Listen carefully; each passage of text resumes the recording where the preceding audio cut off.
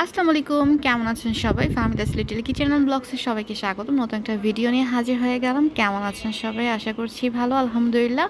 আল্লাহর রহমতে অনেক ভালো আছি, সুস্থ আছি, এটাই বলতে হবে। এখন সুস্থতা অসুস্থতা মিলেই হচ্ছে মানুষের লাইফ। আর সিজন চেঞ্জ হচ্ছে, সবাই মোটামুটি অসুস্থ। আমার শরীরটা ভালো না, এদিকে সুগারের প্রবলেম আছে একটু, তারপরে আছি নানাবিধি সমস্যার মধ্যে আছি। জীবন তো থেমে নাই।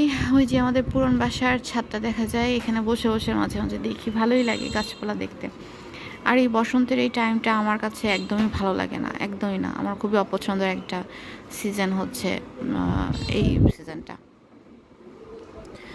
তো যাই হোক, এখন হচ্ছে রান্নাবান্না করতে হবে। যাই দেখি কি করা যায়। আজকে একটু সিম্পল রান্নাবান্না করব, কারণ সবসময় ভালো লাগে না হিবিজিবি মাছ টাছ খেতে। মন চাচ্ছে সিম্পল ডাল, আলু ভর্তা, করলা ভাজি, এগুলো এতেই শান্তি খুঁজে পাবো। তো চলেন আপনাদের সঙ্গে নিয়ে একটু রান্নাবান্না করি। আজকে সিম্পল দুটো রান্না করব, একটা হচ্ছে ডাল চচ্চড়ি আর একটা হচ্ছে চিংড়ি মাছ দিয়ে করলা ভাজি, আর একটু ভর্তা করতে পারি দেখি। তো প্রথমে হচ্ছে ডাল চচ্চড়ি করব, একদম সিম্পলভাবে। ব্যাচেলার আপু ভাইয়াদের কিন্তু এই রেসিপিটা অনেক বেশি প্রয়োজনীয় বা প্রয়োজন হবে আর কি। তো এখানে রসুন কাঁচামরিচ দিয়ে দিলাম, খুবই অল্প কিছু উপকরণ দিয়ে রান্নাটা করি আর এত মজা হয়, বিশ্বাস করেন। তো এখানে দিলাম কিছু পেঁয়াজ কুচি, চাইলে আর একটু বাড়িয়ে দেওয়া যায়, কোনো সমস্যা নেই, তবে আমি অল্প একদম সিম্পলভাবে রান্না করব। দিয়ে দিব একদমই সামান্য একটু রসুন বাটা দিয়ে দিব, কারণ ডালে আমার কাছে মনে হয় রসুন বাটার পরিমাণটা বাড়িয়ে দিলে খেতে মজা লাগে।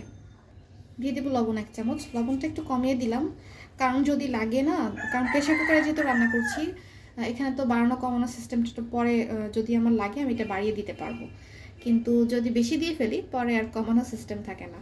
যাই হোক, এখানে 1 চামচের মতো লবণ দিয়ে দিলাম। হলুদ দিয়ে দিব 1/2 চামচ, সামান্য পরিমাণ আস্ত জিরে দিয়ে দেব, দিয়ে দিব হচ্ছে 2টা টমেটো, দিয়ে দিব হচ্ছে ধনিয়া পাতা। এই পর্যায়ে দিয়ে দিব, মানে খেতে খুবই ভালো লাগে, ফ্লেভারটা একদম পুরো ডালের মধ্যে ছড়িয়ে যায়। একটু ধনিয়া পাতা দিয়ে দিব। এই ডালটা না আপনারা চাইলে তেল ছাড়া রান্না করতে পারেন, কিন্তু যেহেতু আমি আরেকটু মজা করে খাবো ওই জন্য আমি একটু তেল অ্যাড করব। এখানে অল্প একটু পরিমাণে সরিষার তেল অ্যাড করব। এই ডালটায় আপনারা সরিষার তেল দিয়ে রান্না করবেন, দেখবেন খেতে ভীষণই ভালো লাগে। যেহেতু পরিমাণে অল্পই লাগে, একটু তো দেয়াই যায়। তো সবগুলো এখন একদম প্রপারলি হাত দিয়ে মাখিয়ে নিব সুন্দর করে, কারণ মাখানোটা খুব ইম্পর্ট্যান্ট। যত সুন্দর মাখাইতে পারবেন তত রান্নার টেস্ট ভালো আসবে। এরপর জাস্ট হাত ধুয়ে একটু পানি দিয়ে দিব, এতটুকু নিয়ে দেবো, বেশি দিব না, কারণ যেহেতু একটু চচ্চড়ি হচ্ছে, এই ডালে এই পানিতেই হচ্ছে ডালটা সিদ্ধ হয়ে যাবে, আর এই পানিতে এতটুকুনি থাকবে, খুব বেশি রাখবো না। ব্যাস, এটা হচ্ছে এখন জাস্ট 2 থেকে 3টা সিটি দিলেই হয়ে যাবে। 2টা সিটি দিব, এর থেকে বেশি দিলে ডালটা একদমই গলে ভর্তা হয়ে যাবে, ওইটা মজা লাগে না চচ্চড়িটা। তো ঠিক আছে, এটা জাস্ট 2টা সিটি নিয়ে নামিয়ে নিব। ডাল রান্না তো হয়ে গেছে, এখন আমি হচ্ছে সামুদ্রিক চিংড়ি দিয়ে করলা ভাজি করব। ডালের সাথে করলা ভাজি না হলে কেমন হয় বলেন তো? তো প্রথমে সরিষার তেল দিয়ে দিয়েছি, নর্মালি যেটা করি আর কি। এখানে আমি সামুদ্রিক গুঁড়া চিংড়িগুলো ধুয়ে নিয়েছি, এগুলো দিয়ে দেবো।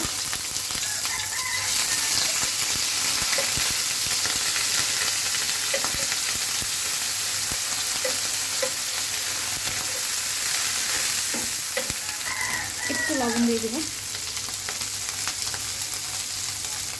এখানে পেঁয়াজ, কাঁচামরিচ আর হচ্ছে রসুন নিয়েছি। আজকে করলা ভাজিটা একটু ভিন্নভাবে করছি, নর্মালি আমি এইভাবে করি না।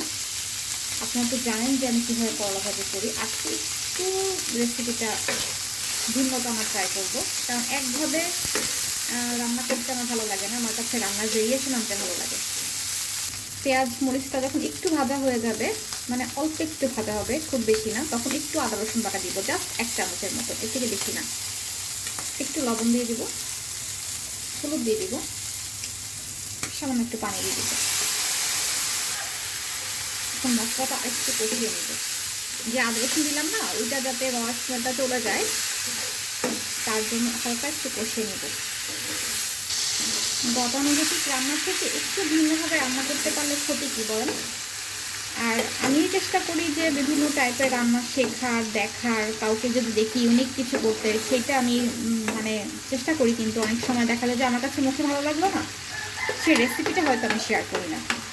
কিন্তু আমি কিন্তু অনেকে রান্না ফলো করি এবং চেষ্টা করি সেভাবে রান্না করার। এটা আমার নিজের মন গড়া রেসিপি, মনে হলো যে আজকে কীভাবে রান্না করি, তাই এভাবেই করলাম।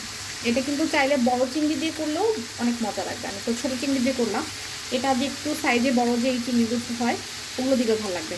আচ্ছা, মশলাগুলো হয়ে গেছে কষানো। এখন আমি করলা আর হচ্ছে উস্ত, যেটা দেশি উস্ত আর আলু কেটে রেখেছি, ওটা দিয়ে দিব। এই যে এটা দিয়ে দিব। গরম তো এখনো পড়েনি, সামনে গরম। আর আমার বাসায় কিন্তু প্রচুর করলা পছন্দ করি আমরা সবাই। করলা ভাজি, করলা ভর্তা, করলা রান্না, করলা চচ্চড়ি, মোটামুটি সব ধরনের রেসিপি আমার বাসায় চলে। তো এইটাই তো কাজ হয়ে গেছে, আর কিছু দেওয়ার নেই এখানে। জাস্ট এখন নেড়ে মিশিয়ে আস্তে আস্তে ভাজি করে নিতে হবে, এইটাই।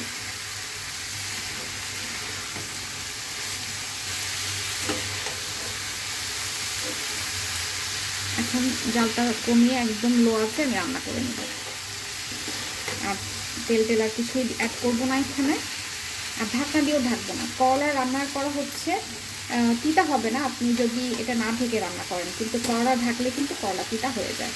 আর পেঁয়াজের পরিমাণটা একটু বাড়িয়ে দিবেন। আপনারা চাইলে করবেন কি, এই পর্যায়ে এসেও কিছু কাঁচা পেঁয়াজ অ্যাড করবেন, এতেই কিন্তু টেস্ট দ্বিগুণ হয়ে যায়। কথায় আছে না, যত গুড় তত মিষ্টি। এখানে আমি হচ্ছে এখন মোটামুটি যখন 80% ভাজা হয়ে যাবে, ঠিক তখন আমি এখানে কিছু কেটে রাখা পেঁয়াজ দিয়ে দিব মোটা করে। চাইলে আরও বাড়িয়ে দেওয়া যেতে পারে। ওই যে বললাম, যত গুড় তত মিষ্টি, যত পেঁয়াজ দিবেন ততটা কম লাগবে আর খেতেও মজা লাগবে। এখন জাস্ট একটু নেড়ে মিশিয়ে নেব। আর মিনিট 10 ভাজলেই হয়ে যাবে, কারণ আমি করলাটা একটু ভাজা ভাজা খেতে পছন্দ করি। আপনারা চাইলে কিন্তু কেউ এই পর্যায়ে এসে নামিয়ে নেবেন। জাস্ট পেঁয়াজটা হলুদ লাগা পর্যন্ত, মানে হালকা একটু মজে আসা পর্যন্ত, নরম হয়ে আসা পর্যন্ত একটু ভেজে নেবেন, তাহলেই হয়ে যাবে।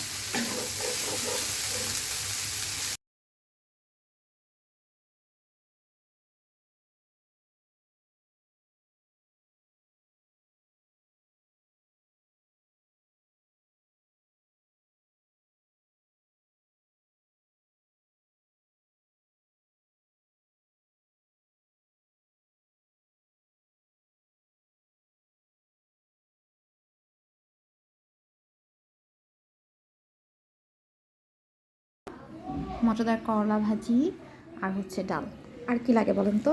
Comfortable food. তো ঠিক আছে, আমি এখন লাঞ্চটাকে করি একটু আলু ভর্তা দিয়ে, একটু করলা ভাজি দিয়ে, একটু ডাল ঢেলে নিয়ে। মানে কী যে মজা!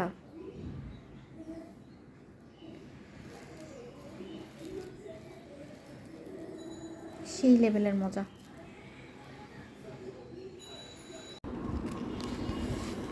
সন্ধ্যার সময় খাচ্ছে হচ্ছে মুড়ি, এত ঝাল দিছে মানে গলা জ্বলতেছে রীতিমতন। মশলা মুড়ি খেতে কিন্তু ভালোই লাগে।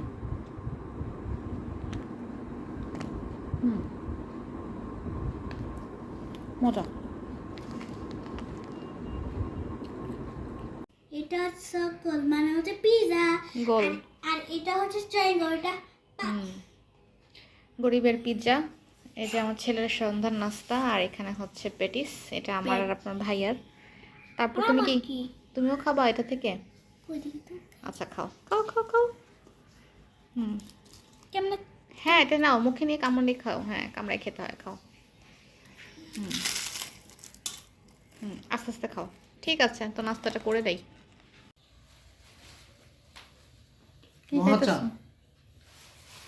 এখন সে আবদার করছে চা খাবে, আর আমি তার জন্য বানাই নিয়ে আসলাম চা। বলো, খেয়ে বলো। মহাচা। একদম হেভি হয়েছে। আনন্দ যে রিভিউ দিতেছে না খায়া। এটা আমার বাবা ছোট বানাইছে, কিন্তু আমি হচ্ছে আমার গলার ব্যথা। মহাচা। কালকে চান একটু চা খাবো, একটু চা খাও। ঝড় বৃষ্টির মধ্যে আমরা খাইলাম হচ্ছে এখন বেগুনি আর হইতেছে চা। কারণ আমি যদি স্কুলে যাই তাহলে আমি বন্ধুকে পেয়ে যাবো, যদি আমি স্কুলে না যাই তাহলে তো আমার বন্ধুকে মিস করবো। এর ভিতরে আলাদা করে কোনো পানি দাও নাই? না না, শুধু শুধু দুধ দিয়ে, হ্যাঁ শুধু গরুর দুধ দিয়ে অনেক। তো আমি হচ্ছে গরম পানি কেন পাতি ফ্লেভার পাও না? গরম পানি ভালো হয়েছে, চিনি কম হলে আর একটু ভালো হতো। খাও আবার, তুমি একটু চা খাও, তুই বলি চা খাও। খাও, ভালো লাগবে না, চা খাও একটু।